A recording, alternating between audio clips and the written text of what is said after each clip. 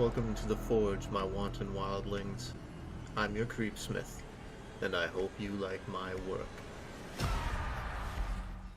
Predators. They've been a fact of life since there's been life. We watch for them, we prepare for them, we run from them.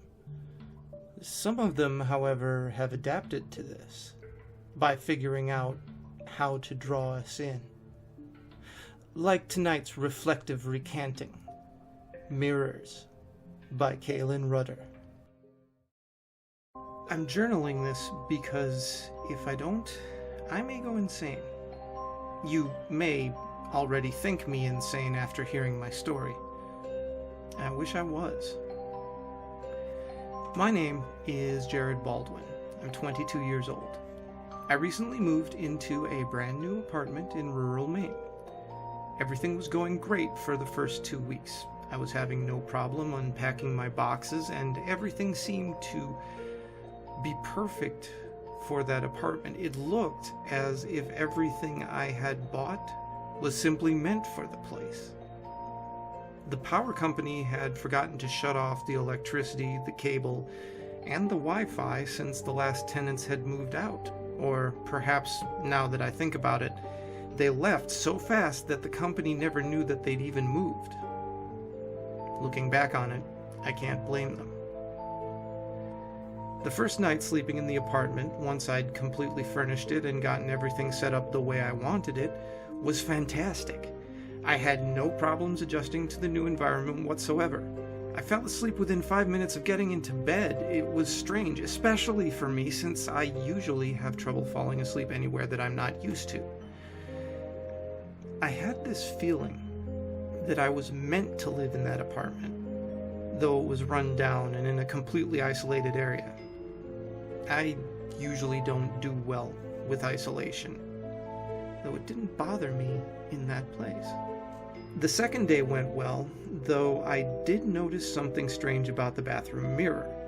It had been painted over with black paint. Not an inch of silver could be seen through the black. A sledgehammer rested on the tile as though someone had just dropped it and left it after considering smashing the mirror, too concerned about leaving the apartment to pick it up before they moved away. Of course, I didn't think anything of it at the time. I was rather excited, because, hey, free sledgehammer. A few weeks went by without incident, and I was completely happy in my new abode. However, strange things were starting to happen. One night, around 3, I woke up with the urgent need to use the restroom. I shuffled in and stopped dead in my tracks. Though the mirror was still covered with black paint, a faint silver glow showed beneath the cracks in the coat. I was fascinated and overwhelmed with the desire to scrape off the paint and shove my hand through the mirror. I thought I could hear faint whispers coming from the other side, beckoning me to clear the mirror of its black cover. Then I came to my senses and realized that what was happening was not fascinating at all, but frightening. The voices behind the mirror became agitated, and a split second later, both the glow and the voices were gone. I closed my eyes and shook my head, and when I opened them again, I couldn't shake the feeling that I'd been dreaming and had merely sleepwalked into the bathroom. Then I used the restroom and returned to my bed without giving the mirror a second thought. The next night, the same thing happened, though I noticed some of the paint had chipped off of the mirror. A small hole in the paint, about 3 inches tall and 2 inches wide, revealed a sliver of the mirror itself, which glowed and pulsated with a sort of silver electricity. The voices, soothing and inviting, called me and begged me to remove the paint from the mirror. I closed my eyes, blinked really, and when I opened them again, I found myself in bed. I glanced at the clock, 7:43 a.m. Had I dreamed the whole thing? I had a nagging doubt in my mind that maybe what was happening wasn't a dream at all, but Common sense put that idea to rest for a while. A few more nights passed without incident. Then the next night I awoke once more, and shuffled into the bathroom in the middle of the night as I had done twice before. This time, a larger amount of paint had been removed from the mirror. A hole about a foot tall and 4 inches wide had been made in the paint. The pulsating electric glow permeated the surface of the mirror and reached out into the bathroom.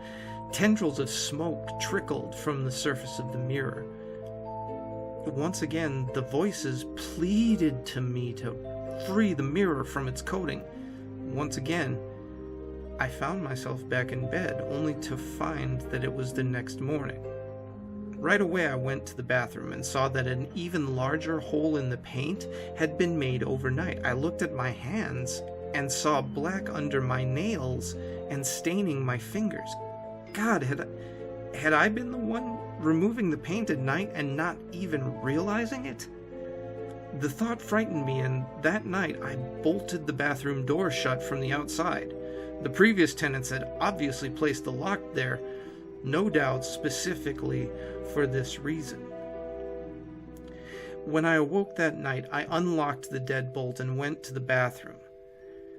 The voices, more inviting than ever and making me feel like I was meant to do nothing else but free whatever hid behind that mirror, once again demanded that I remove the paint.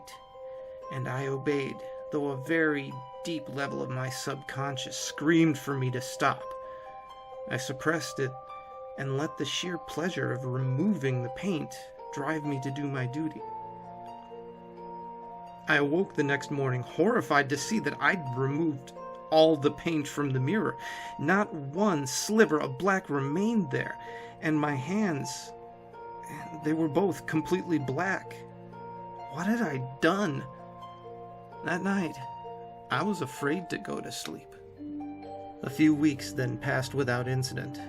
One night, again, waking up at 3 as I had done many times before, I went into the bathroom, seemingly at the request of the voices coming through the bathroom door.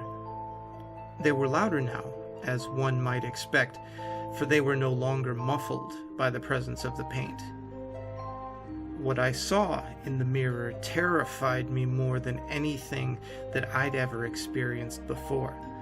The thing that lived there was not pleasant, not at all. The silver glow was more intense now, surrounding the outside of the mirror. Tendrils of smoke, more of them poured out from the glass, and the creature inside grinned at me, revealing rows of jagged fangs. My heart nearly exploded through my chest. The voices that had before been so kind and so pleasant now sounded menacing and sinister. The creature, once hidden by shadow, climbed through the glass, chanting my name. I ran out of the bathroom and into the living room, hearing it close behind, laughing and taking its time. I bolted out the front door and didn't look back. I didn't worry about my belongings or leaving my door unlocked. I didn't even grab my car keys. I just ran.